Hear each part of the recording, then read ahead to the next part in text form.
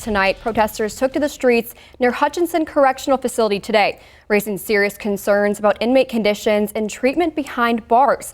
It follows a lockdown period and growing concern from family members who say their loved ones inside the facility are being silenced and neglected. Kate's Lily O'Brien joins us in studio with the latest developments. Lily.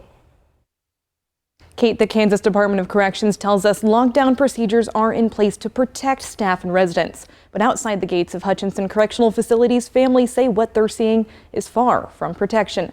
They say it's cruelty, and they're speaking out. You can hear them screaming over at us because they hear us out here. Outside the Hutchinson Correctional Facility, cries for change from people who say what's happening inside has gone too far. The toilets are bubbling up on their own. This is a building that is over 100 years old, so there is some plumbing issues, the AC issue. Cracks in it where when it rains like it has. Of course, there's mold issue in here. Protesters describe a lockdown at the facility because of drugs that made it past security measures.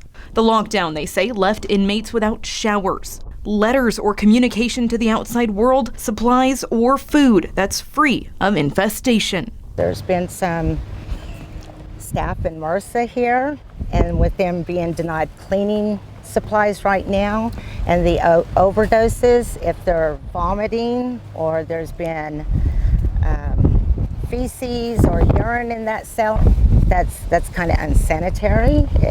It's not good. With little to no communication inside or answers as to why, they reached out to local and state leaders. So did Cake News. The Kansas Department of Corrections issues the following response. Kansas Department of Corrections prioritizes the safety and well-being of residents and staff. As such, a modified lockdown was put in place at the Hutchinson Correctional Facility from June 7th through the 16th. During lockdown situations, operations are modified, which includes limiting both movement and access to some services. The facility resumed normal operations on June 17th. Concerns raised during lockdown by residents and family members are being appropriately addressed. But days after those normal operations resumed, protesters say conditions remain dire. One mother fears for the safety and life of the man she raised. My son is in there. It got so bad he almost tried to commit suicide. Mental health, they say, has been a battle, and silence on any issue is no longer an option.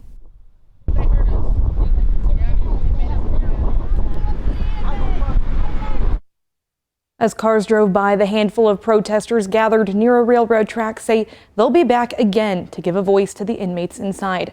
The inconsistencies and stories between Kansas facilities and in communication with state leaders, they say, is further cause for concern. In studio, Lily O'Brien, Cake News, on your side.